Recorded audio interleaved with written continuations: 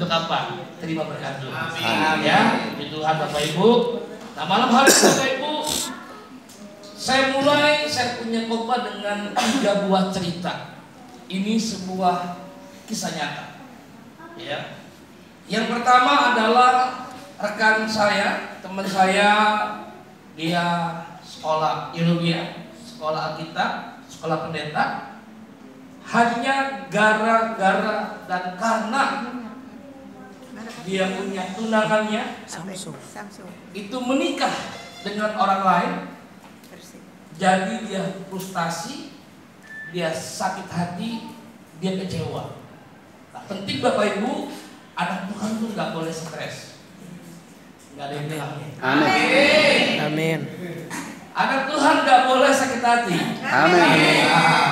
Ya, dia kecewa, dia sakit hati, ujung-ujungnya Bapak Ibu akhirnya dia menikah dengan kita punya saudara sepupu 12 tahun, dia tinggalkan Tuhan. Ya, dia pakai tutup kepala.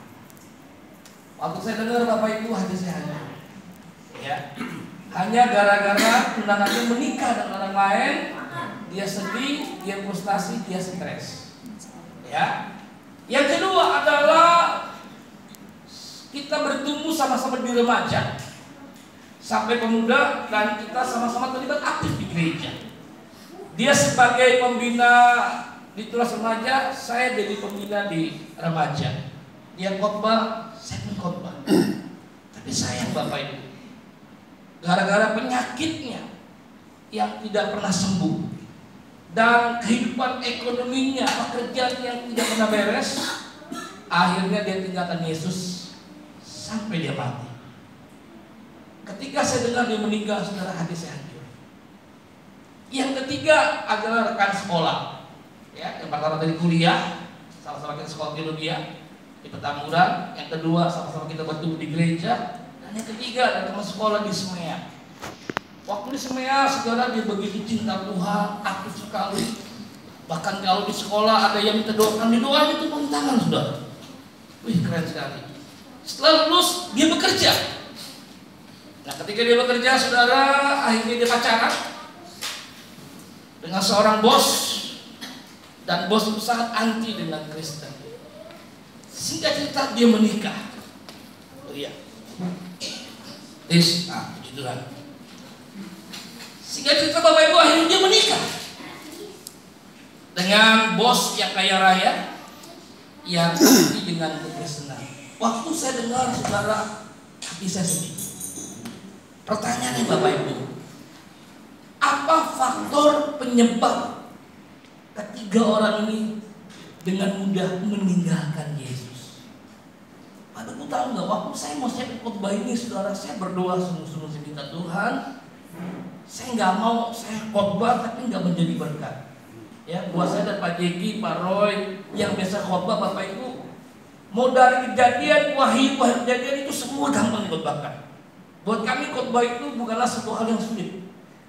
Ya, seperti malam ini Bapak Ibu, saya khotbah nggak ada kesulitan. Pak Jeki juga kemarin nggak ada kesulitan, saudara. Kita ngomong aja 5 jam pun nggak masalah Bapak Ibu. Tapi saya bilang, Tuhan, saya nggak mau menjadi hamba Tuhan asal ngecap, asal jemaat ketawa diberkati, bukan itu. Saya mau menjadi hamba Tuhan yang taat sama Tuhan, dan saya mau menyampaikan apa yang Tuhan mau. Bapak Ibu percaya ini suara Tuhan? Amin. Tepuk tangan dulu buat Tuhan. Nah, pertanyaannya Bapak Ibu, apa yang menjadi penyebab? Nah, Bapak Ibu mesti membedakan antara penyebab dengan pemicu. Bapak Ibu mengerti maksud saya? Apa penyebab, apa pemicu? Contoh Bapak Ibu, kayak begini Bapak Ibu.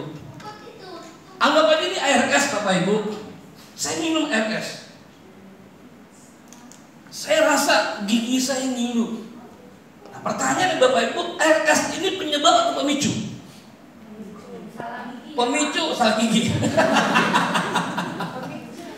Pemicu itu penyebab. Pemicu. Penyebabnya adalah gigi saya berlubang, gigi saya bermasalah. Kalau gigi saya tidak problem Bapak Ibu, saya minum air es, saya makan es, nggak akan ngilu. Ya, jadi air es ini hanya pemicu. Nah, yang saya tanyakan Bapak Ibu malam ini adalah apa penyebabnya, apa akarnya? Ketiga teman saya dengan mudah meninggalkan Yesus.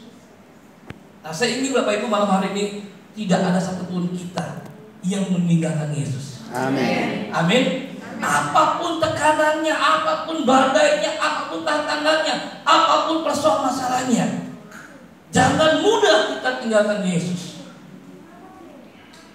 Kita udah dengar sekali Pak Jeki punya kesaksian. Beliau lahir dari keluarga Kristen, dalam kandungan juga sudah Kristen. Tapi kehidupannya tidak Kristen, Bapak Ibu. Itu pasti ada akar penyebabnya. Nah, malam ini kita membuka kita. Ayo, Pak Kris. Lukas pasal yang ke-6 ayat 46 sampai 49. Ini yang kita akan bahas Bapak Ibu malam hari ini. Apa yang menjadi akarnya, penyebab kenapa anak Tuhan gampang tinggalkan Yesus? Hanya masalah pernikahan. Bapak Ibu, sepanjang hari saya dengan istri nonton di beberapa televisi, ya, seorang artis yang hebat yang terkenal gara-gara pernikahan tinggalkan Tuhan. Dan juga ada, ya, apa tuh namanya, Miss Indonesia yang hebat, terkenal. Ya, banyak pasti tahu. Mami-maminya adalah orang hebat di gereja, penatua. Ya, akhirnya menikahnya bukan dengan Tuhan, tinggalkan Yesus. Indonesia Idol, nggak terkenal, akhirnya tinggalkan Tuhan. Saya berpikir Tuhan itu gampang dijual, ditinggalkan. Karena ekonomi, karena jodoh, karena masalah, karena penyakit, saudara. Akhirnya ditinggalkan Tuhan, saudara. Ya, oke, kita buka, kita baca. Mengapa kamu berseru kepadaku Tuhan, padahal kamu tidak melakukan apa yang aku katakan?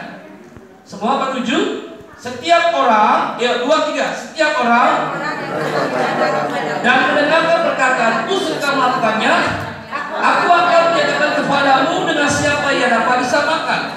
Ia sama dengan seorang yang ke rumah, orang itu menggali dalam-dalam dan meletakkan dasarnya di batu. Ketika datang air bah dan banjir melanda rumah itu tidak dapat digoyahkan karena rumah itu kokoh dibangun. Pasal 9, akan tetapi barang siapa mendengar perkataanku tetapi tidak melakukannya, ia sama dengan seorang yang di rumah di atas tanah tanpa dasar.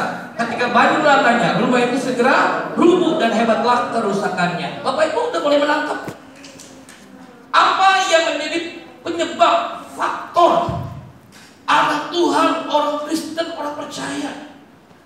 Saya punya rekan pendeta, hamba Tuhan, karena dia suka makan bakmi, akhirnya menikah dengan tukang bakmi. Bukan masalah menikah nggak boleh makan bakmi, saudara. Masalah dia sudah punya istri. Dia menikah dengan tukang bakmi, saya nggak tahu karena mungkin awalnya cinta sama bakminya, akhirnya sama orangnya.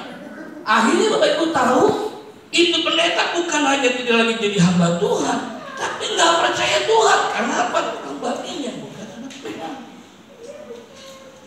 Jadi mulai dari pendeta sampai pendekar, atau apalagi saya nggak tahu Bapak Ibu, dengan mudah. Banyak Bapak Ibu seringkali kita kalau cerita kesaksian bilang begini, dulu saya cinta Tuhan Pak Bambang, dulu saya hebat, dulu saya aktivis, dulu saya melayani, dulu saya begitu. Sekarang gimana? Sekarang udah mudah. Kenapa? Saya kepahitan. Kenapa? Saya kecewa. Kenapa? Saya merasa ditolak. Nah, Bapak Ibu tolong jawab. Apa faktor penyebab anak Tuhan bisa mengalami seperti begini? Ayo, saya kanan, pas. Saya kiri, lagi berdoa. Ditanya begini. Begitu. Bapak Ibu tahu di mana letaknya? Letaknya itu ada di pondasinya. Katakan pondasi. Kalau kita baca ini Bapak Ibu, ada 2 pondasi kehidupan manusia. Coba kita cek malam ini. Yang pertama adalah pondasinya dari batu karang. Katakan batu karang. Yang kedua adalah pondasi dari pasir. Jelas Bapak Ibu, kalau pondasinya dari batu karang, Apapun badainya, apapun gelombangnya, apapun masalahnya, apapun penyakitnya, apapun dan apapun, dia tidak akan pernah tinggalkan Yesus. Amin. Amin. Saya mau cerita Bapak Ibu. Saya punya alasan yang sangat kuat untuk saya tidak jadi pendeta dan tinggalkan Yesus. Mau tahu dari mana alasannya? Yang pertama, kami berdua 96 kami sudah jadi pendeta, jadi gembala sidang. 96.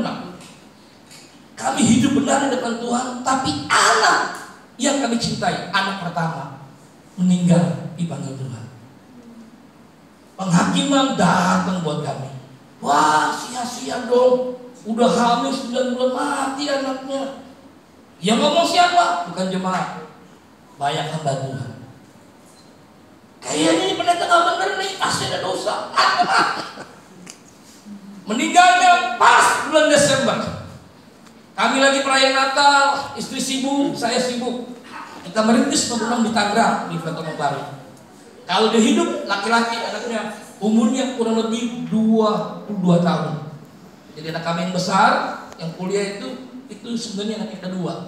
Tapi karena pertamanya dipanggil, itu yang pertama saudara. Yang kedua, kami jadi hamba Tuhan, bukan jadi pendekar.